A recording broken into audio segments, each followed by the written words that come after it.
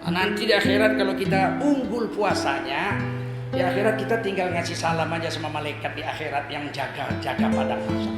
Assalamualaikum, keluar dari mulut kita bau harum berkilo-kilometer. Malaikat cium, wow, this is a very good smell. Kita akan masuk surga lewat babul royan. Babul royan itu pintu yang khusus untuk orang-orang Islam yang unggul puasanya ketika dia hidup di dunia.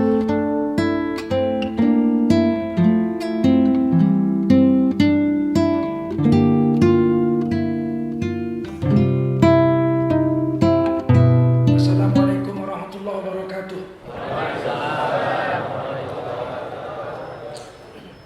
Hamdan wa syukran lillah, wassalatan wassalaman ala rasulillah wa ala alihi wa sahbihi wa mawalah.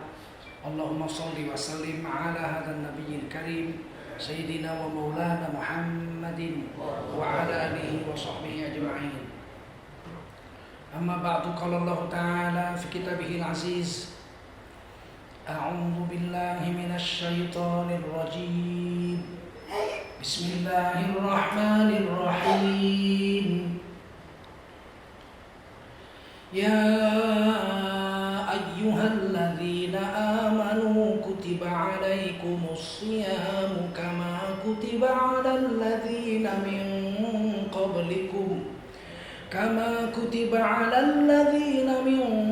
qablikum la'allakum tattaqun. Qala Rasulullah sallallahu alaihi wasallam, man kharaja fi talabil ilmi fahuwa fi sabilillah hatta yarji'. Baginda Rasul bersabda, siapa keluar untuk mendapatkan ilmu, maka orang itu adalah orang yang berjihad fi sabilillah sampai dia kembali ke tempatnya. Mudah-mudahan kita semua mendapatkan pahala jihad dari Allah Subhanahu wa taala. Amin.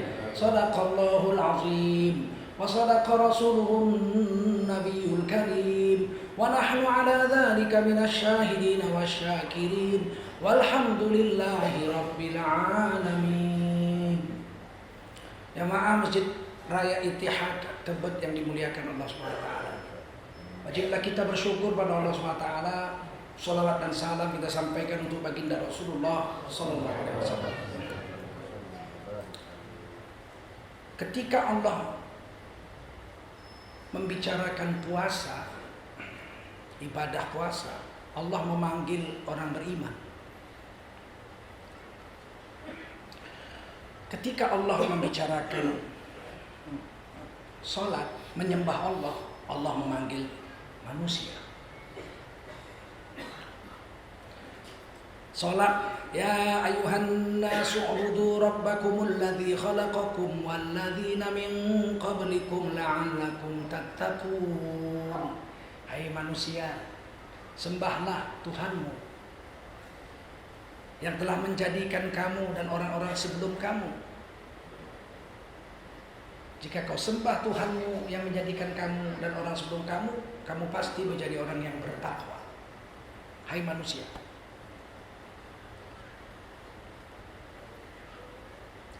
Terus kita nanya, yang disembah siapa? Ya Tuhan, Tuhanmu. Tuhan siapa? Banyak Tuhan. Ada yang ngaku Tuhan kayak Fir'aun, Namrud ngaku Tuhan. Ada yang dituhankan orang. Tuhan yang mana? Allah sambung ayat itu di surah Thaha ayat 14. Innani anallah. Sesungguhnya aku adalah Allah. La ilaha illa ana. Sesungguhnya tiada sesembahan kecuali aku Allah. Fa'budni, maka sembahlah olehmu akan aku Allah. Wa aqimis sholata li dzikri, dan sembahlah Allah untuk mengingat, dan tegakkanlah sholat untuk menyembah aku, mengingat aku. Ketika nyembah Allah, Allah panggil semua manusia. Tapi ketika Allah cerita puasa Ramadan, Allah panggil orang beriman. Ya ayyuhalladzina amanu. Hai kamu yang beriman, jin atau manusia. Dipanggillah, ada 1,8 miliar manusia di dunia yang Islam yang beriman dari 7,8 miliar manusia. Kutiba alaikumus shiyam. telah dituliskan sebuah kewajiban yang tertulis atas kamu, yaitu berpuasa. Ingat, Allah nggak katakan wajib alaikum, wajib atasmu, tapi kataba, tulis, kutiba, dituliskan. Alaikum, sebuah kewajiban atasmu, tertulis. Asyam, yaitu puasa. Asyam 6 kali disebut dalam Quran bentuk asyam. Dalam bentuk as-saum, saum 1 kali. Ketika Siti Maryam dituduh hamil berzina, Maha Suci Allah menjaga hambanya Siti Maryam perawan suci ini. Hamil tanpa bapak, diperintah Allah hamil melalui malaikat Jibril, beliau hamil. Sedih sekali hamil gak punya suami, beliau nangis. Dalam doanya beliau katakan, Inni nazartu lirrahmani sawma. Sesungguhnya aku bernazar kepada Tuhanku yang Maha Pemurah, yang memerintahkan aku hamil tanpa suami. Sauma, aku menahan diri gak mau ngomong. Allah pakai saum. Nanti kalau orang nanya anak siapa ini yang kukandung ini, biar Allah yang jawab. Jadi kalau orang berpuasa, menahan diri dia dari marah, sangka jelek dan sebagainya, urusannya Allah yang selesaikan. Nggak usah khawatir, kita puasa nih, urusan kita Allah yang selesaikan. Tak usah kalian pikirkan urusanmu. Ketika kita lapar karena Allah, urusan kita Allah selesaikan. Siti Maryam berhenti ngomong ya, nggak berhenti makan, nggak berhenti minum, berhenti ngomong. Begitu anaknya lahir, di demo orang, anak siapa ini? Jinah sama siapa kamu? Bapakmu imam besar Masjid Al-Aqsa, Imron. Mamamu orang soleha. Pamanmu Nabi Zakaria yang memelihara kamu dari bayi. Bibimu orang soleha. Sepupumu Nabi Yahya. Buyutmu Nabi Harun. Jinah sama siapa kamu? Anak yang di pangkuan itu ditunjuk. Fa'asyarat. Ayo, siapa bapaknya? Mana bisa anak kecil ngomong? Anak itu ngomong, Inni Abdullah. Sesungguhnya aku hamba Allah, bukan anak Allah, bukan anak zina. Ataniyal kitab, Allah beri aku sebuah kitab, yaitu Injil. Waja'alani nabiyya, Allah jadikan aku seorang nabi. Waja'alani mubarakan aynama kunt, dan Allah jadikan aku kemanapun aku datang, tempat yang kudatangi itu menjadi barokah sampai hari kiamat. Orang puasa dibereskan Allah itu urusannya. Nggak usah rewel-rewel lah orang puasa. Kerja bagus-bagus aja puasa. Apalagi menahan diri dari makan, minum, dan istri. Baru menahan diri ngomong aja beres, dijawab Allah. Hei kamu orang beriman, bukan manusia yang dipanggil. Telah diwajibkan tertulis kepadamu puasa. Sebagaimana orang-orang sebelum kamu diwajibkan puasa secara tertulis. Umat Nabi Musa, umat Nabi Harun, umat Nabi Dawud, umat Nabi Sulaiman, umat Nabi Isa. Ini semua diwajibkan puasa, tertulis di dalam kitab-kitab mereka. Tapi mereka hapus. Nggak ada lagi yang puasa kecuali umat Rasulullah Muhammad SAW. Seolah-olah Allah mau beritahu, jangan kau hapus sampai hari kiamat. Walaupun perintahnya cuma 1 ayat, Al-Baqarah 183. La'allakum tattaqun. Pasti kamu jadi orang bertakwa kalau kamu kerjakan puasa itu sungguh-sungguh. Lihat sholat tadi pun takwa, la'allakum tattaqun. Puasa juga takwa. Cuman yang dipanggil cakupannya lebih spesifik, lebih khusus. Kalau puasa orang beriman aja. Kalau nyembah Allah suruh semua orang. Dan kekeramatannya beda. Sholat itu menggugurkan dosa. Tapi antara sholat dengan sholat. Nah, jadi cakupannya pendek-pendek. Kita sholat subuh seluruh dosa ampun. Antara subuh dengan zuhur kita buat dosa-dosa. Begitu kita sholat zuhur seluruh dosa antara subuh dengan zuhur ampun. Habis zuhur kita buat dosa-dosa lagi. Begitu kita sholat asar antara zuhur dengan asar ampun. Antara maghrib dengan gitulah. Pokoknya 5 waktu sholat itu kalau kita jaga dia terhapus dosa. Dan Nabi kasih dalam hadis ini, hadis Sahih Bukhari Muslim. Inna sholata ila sholati kafarah lima bainahuma. Sesungguhnya sholat yang satu dengan sholat berikutnya mencuci bersih seluruh dosa antara 2 sholat itu. Dalam hadis lain, orang yang menjaga sholat 5 waktu seperti mandi 5 kali. pada sebuah sungai yang mengalir di depan pintu rumahnya, yang mana airnya itu jernih, lagi airnya dalam, tenang itu berarti dalam. Maka tidak akan ada kotoran yang melekat di tubuh orang yang mandi 5 kali sehari dengan air bersih. Seperti itulah orang yang menjaga sholat. Jadi sholat itu mengukurkan dosa antara sholat dengan sholat, pendek-pendek. Pahala jangan tanya. Kalau pahala nggak ada yang tahu. Berapa pahala sholat subuh? Tidak ada yang tahu. Rasul pun tidak diberitahu. Rasul pun tidak memberitahu kepada kita. Tidak terhingga pahala sholat itu. Kalau sholat sunat diberitahu Nabi, rakaatul fajri khairul laka minad dunya wa ma fiha. Sholat 2 rakaat sholat sunat sebelum subuh bagimu lebih baik dari seluruh dunia dan isinya. Sholat sunat. Sholat subuh tidak ada yang tahu kecuali Allah. Puasa pun gitu. Siapa yang tahu pahala puasa? Kalau pahala jangan tanya. Rukun Islam itu pahalanya nggak ada yang tahu kecuali Allah. Puasa pun gitu kata Nabi. Allah berfirman ini hadis qudsi, as-saumu liya. Puasa itu untukku kata Allah. Wa ana ajzibih, dan aku yang bayar pahalanya langsung. Tidak ada yang tahu, Nabi pun tidak tahu. Malaikat pun tidak tahu. Malaikat cuma catat kedudukan puasa hari ini. Dijaganya matanya, jaganya kupingnya, jaganya dari yang rusak-rusak. Sudah. Berapa pahala Allah yang tahu. Tapi dosa, kalau sholat antara sholat dengan sholat diampun dosa, antara sholat dengan sholat diampun dosa. Kalau Ramadan seumur hidup. Man shoma Ramadan imanan wa ihtisaban ghufira lahu ma taqaddama min dhanbihi. Siapa puasa Ramadan karena iman dan ihtisaban. Ihtisaban itu dia jaga dari yang merusakkan puasa. Matanya, kupingnya, mulutnya, tangannya, kakinya, akal pikirannya dia jaga dari yang merusakkan pahala puasa. Ihtisaban namanya. Ghufira lahu ma taqaddama min dhanbihi. Allah ampuni seluruh dosanya seumur hidup. Dari mulai dia akil balik. Kalau akil balik umur 15, umur 60 kita 45 tahun. Dosa kita diampuni dengan 1 bulan puasa ini. Gitu bedanya. Paham? Hebat puasa ini, jangan main-main. Kata ulama ya kan yang diampuni dosa kecil.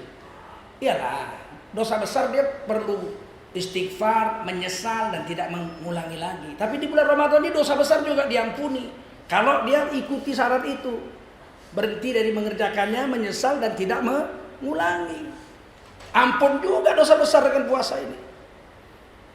Asalkan dia janji tidak berbuat lagi, diberhentikannya, dia menyesali dan berjanji tidak mengulanginya. Itu tentang puasa.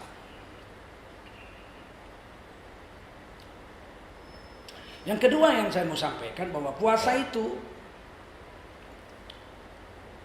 Allah dengan puasa itu mau menggembleng kita. Gemblengannya adalah dengan riyadhah latihan puasa. Caranya Allah yang buat. Luar biasa. Karena Allah yang buat kita Allah. Tentu Allah tahu bagaimana memoles kita menjadi orang yang unggul. Ternyata puasa itu memberhentikan makan, minum, dan istri. Haram makan, minum, dan istri ketika puasa. Betul? Itu makan, minum, dan istri.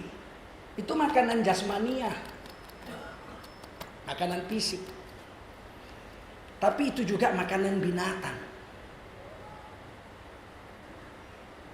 Makan, minum, kawin. Itu kerja babi.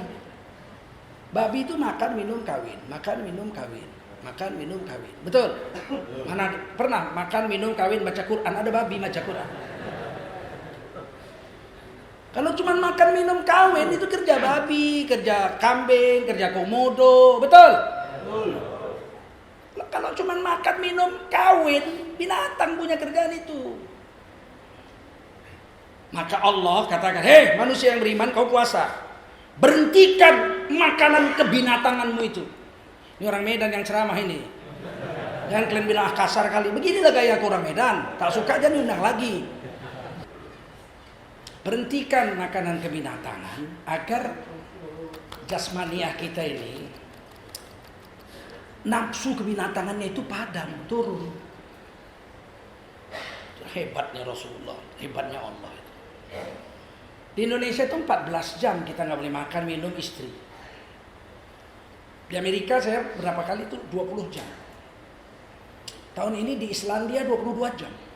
Tahun lalu di Norwegia 22 jam puasa. Sanggup orang Nasrani, orang Yahudi puasanya 24 jam. Sahur jam 9 malam, bukanya jam 9 malam. Sekaligus sahur lagi. Bisa. 40 hari. Kan puasanya Yahudi begitu. Namanya wisol, puasa sehari semalam. Tapi kita diharamkan puasa seperti itu. Dalam hadis Sahih Muslim Rasulullah bersabda, naha Rasulullah SAW anil wisol. Rasulullah diceritakan oleh sahabat mengharamkan puasa sehari semalam itu. Kalau kita minal fajri, mulai dari fajar, summa atimmu siyama ilal lail, sampai maghrib. Bayangkan itu, dari fajar sampai maghrib nggak boleh makan, nggak boleh minum, nggak boleh istri. Jam 3 sore mau sholat asar, istri kita dari kamar mandi keluar pakai anduk pendek. Sampai kamar balik lagi, ada yang ketinggalan mas, kita diam, balik lagi, aduh ada lagi yang ketinggalan, kita cuma gini aja. Coba terkem, nggak berani, karena akan kena 4 dosa. Puasanya hari itu batal, hari itu yang batal wajib diganti hari lain, kena lagi kifaratnya 2 bulan berturut-turut puasa nggak boleh putus. Jadi memang diredam betul itu nafsu binatang itu. Begitu buka puasa, kita mau makan semuanya. Dilarang sama Nabi. Yang melarang makan dari fajar sampai maghrib Allah di Quran. Tapi yang melarang makan mengisi kembali nafsu itu Rasul. Dan Rasul tahu betul. Meskipun tidak beliau bilang, orang yang puasa 14 jam itu cadangan makanan masih ada, diambil dari lemak, tapi gula turun, gula darahnya turun. Rasul sudah tahu itu, cuma tak dibilang Rasul. Kalau dibilang Rasul kagetlah kita. Dibilang Rasul, orang yang puasa, bukalah puasa dengan memakan rutop, korma mengkat. Kalau tidak ada rutop, korma yang sudah kering, tamar. Kalau sudah tidak ada tamar, buah-buahan yang manis-manis yang masa alamiah. Sekarang baru orang kaget. Buah itu manisnya itu gulanya itu namanya monosakarida, gula tunggal, nggak berbahaya untuk darah. Sehingga darah kita itu naiknya pelan. Setelah 14 jam darah kita turun, naiknya pelan. Kalau makan kurma atau buah manis, semangka atau melon, naiknya pelan. Sampai jam 12 malam pun kita terawih nggak lemes. Coba kita makan gula kompleks, begitu buka cuk cendol, lengkong, ya kan, pecal, nasi, gado-gado, sambil sholat maghrib mau butuh kolang kaling, ruku kolang kaling jatuh 2, lemes, badan lemes, sehingga mau terawih pun berat. Masalahnya Nabi sudah tahu, kita itu kekurangan makanan 12 jam, 14 jam itu nggak ada masalah. Yang turun cuma gula darah. Gula darahnya aja diperbaiki pakai buah manis. Nasinya nggak usah. Dan hebatnya Nabi mendulukan rutop, kurma mungkar. Kalau di Indonesia zaman dulu mana bisa makan rutop. Dibawa pakai kapal laut. Dari sana rutop sampai sini busuk. Tapi itulah hebatnya Rasul. Beliau tahu nanti di akhir zaman. Sekarang di Thailand, di Rokan Hulu, di NTT sekarang sudah mulai ditanam korma. Buahnya puluhan kilo satu tandan itu. Tapi korma Indonesia tidak bisa jadi korma kering, nggak bisa jadi tamar. Seluruh korma yang ditanam di Asia Tenggara pasti rutop. Korma mengkal aja. Karena untuk menjadikan dia kering itu perlu panas 57 derajat Celcius. Jadi Nabi bilang rutop, itu Nabi udah tahu nanti di Indonesia bakal banyak rutop. Nabi cerdas. Tak ada orang secerdas Nabi. Saya sudah baca kisah orang-orang hebat. Albert Einstein, Thomas Stamford Raffles. Siapa lagi yang hebat-hebat itu? Thomas Alva Edison. Tak ada hebatnya dibanding Rasul itu. Saya linguis, dosen bahasa saya. Pensiun sebagai dosen bahasa. Tak ada orang sehebat Nabi. Bayangkan datang malaikat Jibril dibacakan ayat Quran. Wadduha wallaili idza saja ma wadda'aka rabbuka wa ma qala walal akhiratu khairul laka minal ula wala sawfa yu'tika rabbuka fatardha alam yajidka yatiman fa'awa sampai wa amma bi ni'mati rabbika fahaddits. Selesai malaikat Jibril baca, Nabi dengar, Nabi hafal sampai wafat tidak pernah lupa. Ada orang secerdas itu. Sekali dengar 6.236 ayat nggak lupa sampai wafat. Ada. Coba tunjuk tangan. Kalau kita bini kita aja lupa kita namanya. Satu hari seorang veteran perang umur 83 tahun. Habis upacara bendera dia pulang pakai baju veteran. Ketemu kawannya, kawan perangnya umur 78 tahun. Waduh, gue Jainal. Iya, aku Odin gitu kan. Waduh, si Anu udah mati, tinggal mereka berdua. Ayo ke rumah saya, yuk, singgah yuk. Ayo, singgah. Terus dia bilang sama istrinya, sayang, bikinkan kopi 2 sayang, yang banyak gulanya yang manis. Ini kawan abang berjuang dulu. Istrinya buat kopi, letak di atas meja. Silakan minum, kata istrinya. Terima kasih sayang, kata suaminya. Kawannya yang umur 78 cemburu. Hebat sekali kamu. Udah umur 83 tahun hampir. Kok mesra sekali sama istri, panggil sayang-sayang. Aku lupa namanya.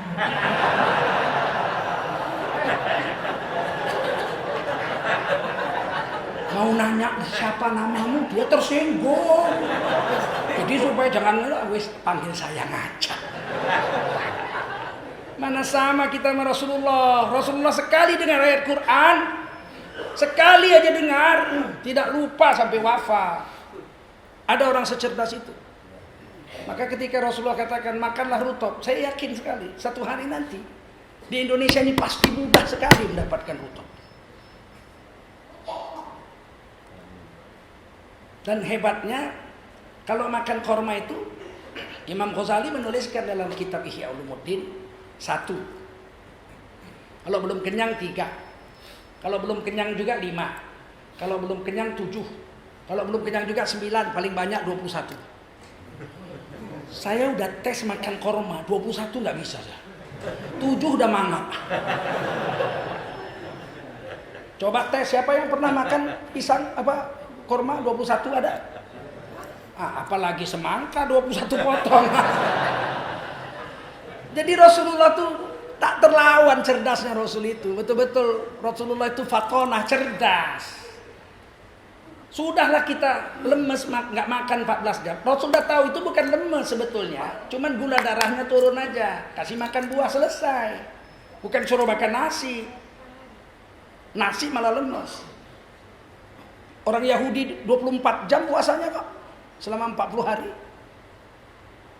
Supaya apa kita disuruh makan buah? Supaya nafsu kebinatangan itu tetap ditahan sampai jam 12 malam. Setelah tarawih. Jangan dituruti. Dengan demikian 1 bulan puasa itu kita nafsu makan, minum dan istri itu syahwat turun sampai ke titik paling rendah yang dibaca imam tadi. Ya ayyatuhan nafsul mutmainnah. Wahai yang memiliki nafsu yang tenang, tentram, tidak bergolak, yang maunya cuma agama aja, selain agama udah nggak doyan lagi. Kalau udah mutmainnah nggak doyan lagi selain agama. Mau makan cara agama, minum cara agama, nggak ada yang lain. Ukurannya Allah aja, itu orang mutmainnah. Nanti orang masuk surga yang dipanggil kan nafsu mutmainnah. Manusia nggak dipanggil masuk surga. Ya ayuhan nas udkhulul jannah, nggak ada ayatnya. Hai manusia masuklah surga, nggak ada. Ya ayyuhalladzina amanu, hai orang beriman masuklah surga, nggak ada ayatnya. Ya ayyuhalladzina amanu udkhulul jannah, nggak ada. Waktu mau masuk surga yang dipanggil nafsu. Dan nafsu itu banyak, amarah, lawamah. Yang dipanggil masuk surga itu yang paling rendah, mutmainnah. Ya ayyatuhan nafsul mutmainnah turji'i irji'i ila rabbiki radiyatan mardiyah fadkhuli fi ibadi wadkhuli jannati. Hai nafsu yang sudah tenang, enggak mau lain selain agama, datanglah kepada Tuhanmu dengan ridho, engkau akan diridhoi oleh Tuhanmu. Bergabunglah bersama-sama dengan hamba-hambaku yang diridhoi Allah, dan masuklah kamu ke surga rame-rame, serombongan-serombongan dengan hamba-hambaku yang lain. Udah jelas. Ukurannya orang mutmainnah itu, yang halal aja kan dimakan puasa, betul nggak? Udah lapar 14 jam yang dimakan cuma buah, korma, cimpluan kalau ada cimpluan. Bukan makan daging, bukan makan ini itu. Sehingga maunya mau makan aja ukurannya agama. Orang sekarang kan nggak, ukurannya bukan agama. Makan tuh harusnya ukurannya agama. Udah 2 hari kita nggak makan nih, mau mati kelaparan. Datang orang bawa nasi. Bapak udah 2 hari nggak makan. Ya ini nasi. Nah, ini 1 rantang lauk. Wah, dibukanya lauk kari. Dia bilang, wah alhamdulillah udah 2 hari nggak makan. Makan kari. Kari apa ini? Kari anjing. Nggak jadilah. Loh, kau udah 2 hari nggak makan, masih tahan 4 hari lagi lah daripada makan anjing. Itu orang beriman. Tapi kalau orang yang imannya cuma di KTP, apa ini? Anjing pun jadilah. Dengan puasa nafsu kita turun. Iman kita naik. Kenapa bisa iman naik waktu puasa? Itulah ajaibnya Allah melatih kita.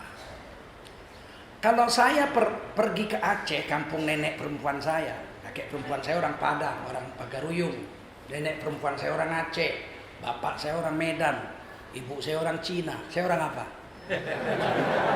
Saya NKRI asli bos.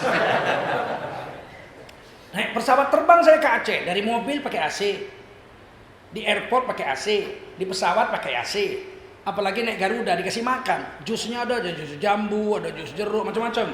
Makan kenyang-kenyang sampai Aceh, kari kambing lagi. Ada yang pakai bunga ganja lagi. Oh, makan lagi itu kenyang. Makanan fisik saya nggak berkurang. Lezatnya bukan main, makan, minum semua. Kalau istri saya bawa pun bisa campur. Tapi ibadah saya dikurangi separuh. Sholat 2 rakaat zuhur. Qomat saya, sholat asar lagi saya 2 rakaat.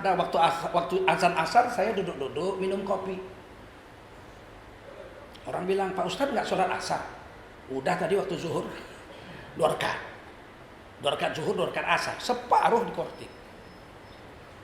Waktu maghrib saya sholat 3 rakaat. Qomat saya sholat 2 rakaat lagi isya. Waktu isya saya udah tinggal makan-makan, nggak sholat. Sholat saya di korting. Jumlah rakaatnya di korting. Waktunya 5 jadi 3. Betul? Makanya musafir banyak jahat. Sebab makanan kebinatangannya tetap banyak, sementara makanan rohaninya dikurangi separuh. Makanya nggak boleh, makruh jalan sendiri. Alaikum bil jamaah. Kau kalau pergi harus berdua, bertiga, berempat, bertujuh. Kalau sendiri bisa jahat. Tidur di hotel jam 1 ting tong. Sekali dibuka perempuan bajunya robek semua.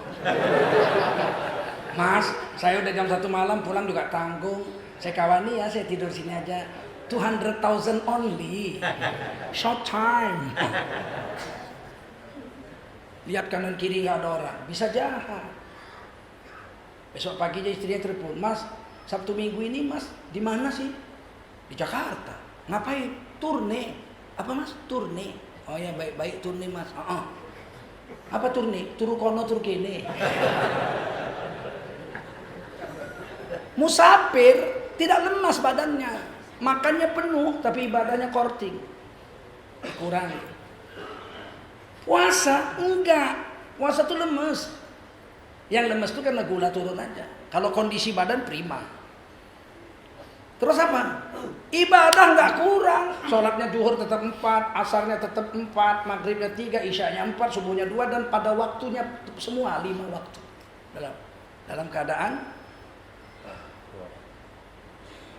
penuh dalam puasa itu. Sempurna 5 kali sholat. Rakaatnya pun nggak dikurangi. Padahal badan lemes. Malam ditambah lagi tarawih 23 rakaat. Ada yang 11 rakaat.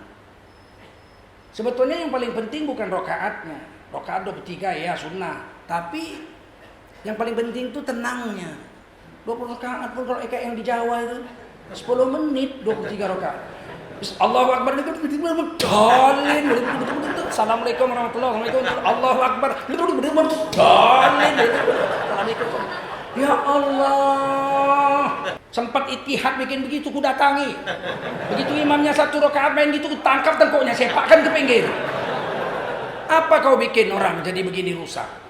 Ulama itu tidak boleh menyembunyikan ilmu. Kalau ada orang yang salah, wajib diomongkan. Salah itu, betul nggak? Kalau dia diam, dikekang mulutnya nanti pakai kekang dari api neraka. Waktu di padang mahsyar, belum masuk lagi ke pertimbangan amal, udah dikekang.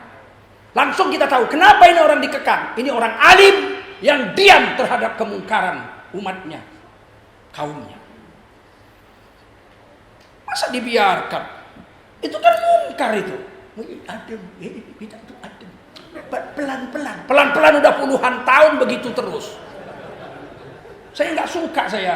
Kami orang Medan kami. Kalau orang Medan, kalau padi katakan padi agar aku tidak tertampi-tampi. Kalau jadi katakan jadi agar aku tidak ternanti-nanti. Pinggan tak retak, nasi tak dingin. Sekali kau tak hendak, 1000 kali ku tak ingin. Begitu. Kami orang Melayu begitu diajarkan. Lebih baik mati berdiri daripada hidup berlutut. Salah bilang salah. Ada orang saya kasih tahu, beritahu itu nasihati. Anda kan ulama, satu organisasi dengan mereka. Dia bilang apa? Ada orang yang bisa menarik waktu, Ustaz. Dia nampaknya cepat padahal lama. Ya kalau dia sendiri, kalau sekampung, dalin.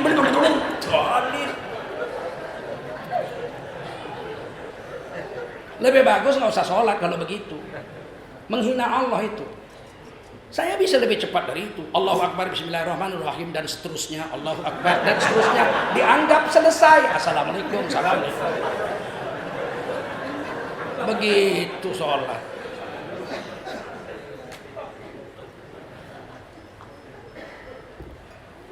Jadi ketika kita puasa, badan lemas, ibadah nggak dikurangi. Sehingga nafsu turun pada titik terendah. Iman naik pada titik tertinggi, itulah disebut orang bertakwa. Paham? Yang keempat, jangan salah sangka lemas itu hanya gula darah turun. Kondisi badan tetap malah paling prima. 1438 tahun yang lalu turun wahyu pada tanggal 29 Sya'ban.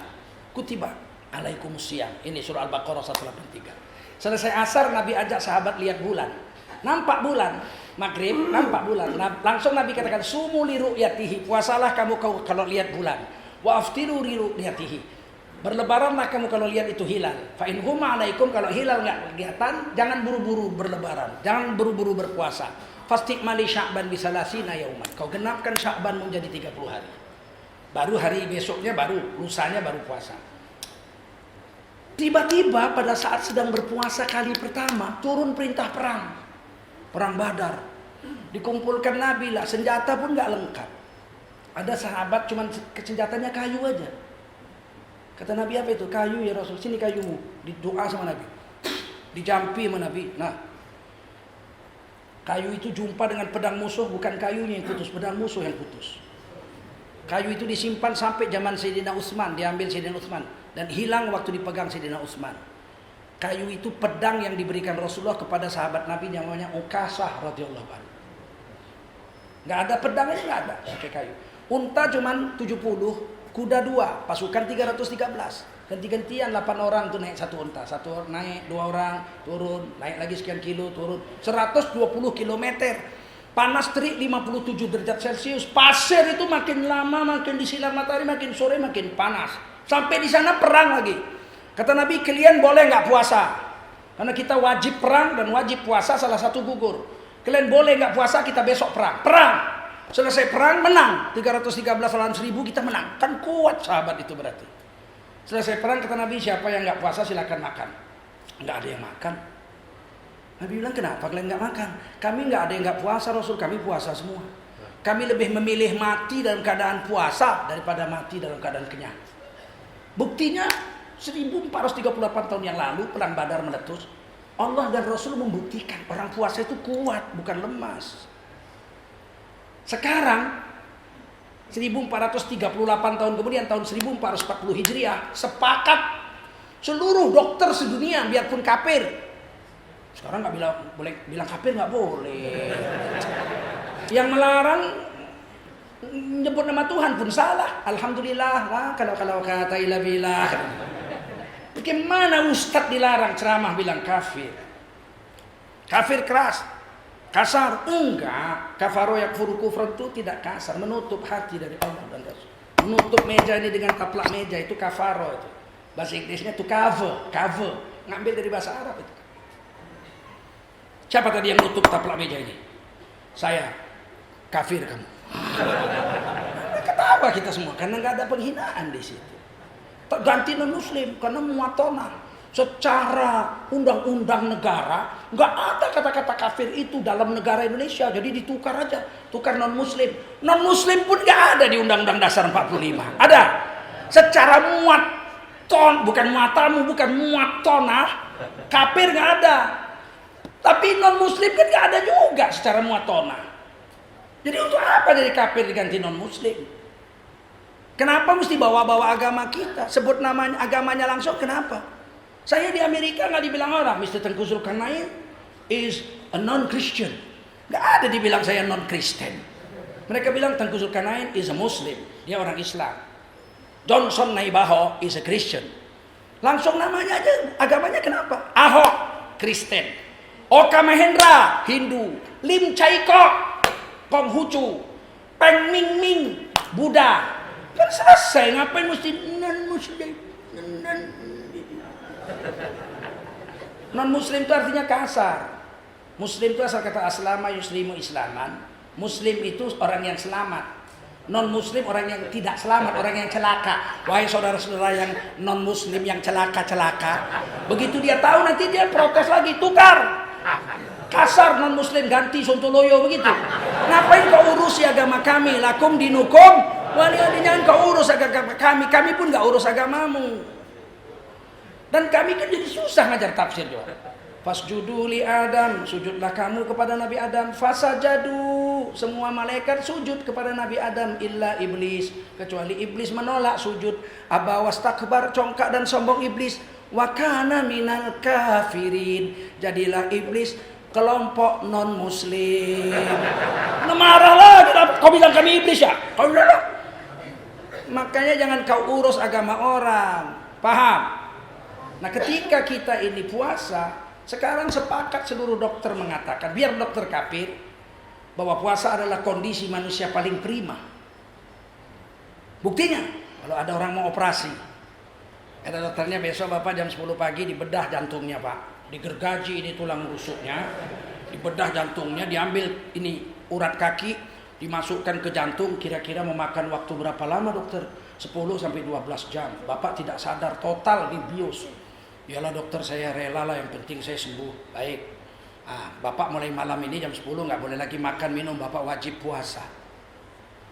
Untuk dibelah jantungnya besok jam 10 pagi, dia jam 10 malam sudah tidak makan, 12 jam. Dibelah lagi sampai jam 10 malam lagi, 24 jam puasa. Sudah dibedah jantung, disuruh puasa, berarti kan kondisi manusia paling kuat itu ketika sedang puasa. Kalau kondisi itu sedang makan, pasti Nabi bilang, dokter akan bilang, besok bapak dioperasi jam 10 malam. Jam 10 pagi, maka mulai jam 10 malam ini makanlah bapak sebanyak-banyaknya. Kalau bisa 2 bakul. Paham?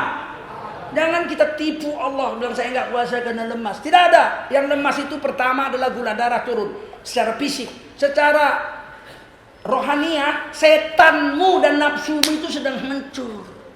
Sedang hancur itu, nafsu turun. Lemasnya itu karena nafsu sedang dihancurkan. Makanya ketika 2 orang perempuan datang kepada Nabi dipikul sama saudara-saudaranya. Ya Rasul, ini saudara perempuan kami ini lagi puasa kok sampai setengah mati lemesnya.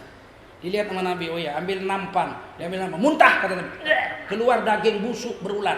Ini tadi saudaramu ini begunjing, menceritakan aib kawannya. Maka hancurlah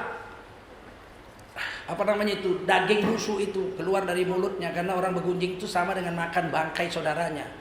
Maka lemas, begitu dibuang itu bangkai itu, dia jadi sehat lagi. Jadi yang lemas itu nafsu dengan gula darah turun saja. Semoga dengan puasa ini kita menjadi insan yang bertakwa. Kalau kita bertakwa masuk surga nggak diperiksa-periksa. Mu'iddat lil muttaqin, surga dijanjikan untuk orang bertakwa. Kalau sholat itu akan menimbulkan cahaya, wajahnya, tangannya, kepalanya, kupingnya, kakinya, bekas wudhunya itu bercahaya. Sehingga malaikat tahu ini orang bertakwa silakan masuk surga dari pintu babus sholah. Tapi kalau puasa tidak bercahaya. Kalau puasa dalam kitab Ihya Ulumuddin diceritakan hadis Nabi oleh Imam Ghazali, la khulufu fami sha'im atyabu indallahi min rihil misk. Demi sesungguhnya bau mulut orang yang puasa di dunia, bau apa enggak? Bau enggak? Atyabu indallah, nanti di sisi Allah lebih harum min rihil misk, dari bau minyak kasturi. Kasturi itu minyak yang terbaik, yang paling wangi, yang Rasulullah suka. Itu yang dicucikan ke Hajar Aswad setiap hari. Mana tahu Bapak Ibu nanti suatu hari Allah kabulkan bisa datang ke Mekah, mencium Hajar Aswad. Harumnya itu kasturi. Hajar Aswad itu sunnahnya dicium, Pak. Pakai hidung atau pakai bibir dikecup. Nah, bukan ditanduk. Harusnya kan ulama yang mendampingi bilang, ya kan, Pak, Hajar Aswad ya ditanduk, Pak. Kalau salah bilang salah.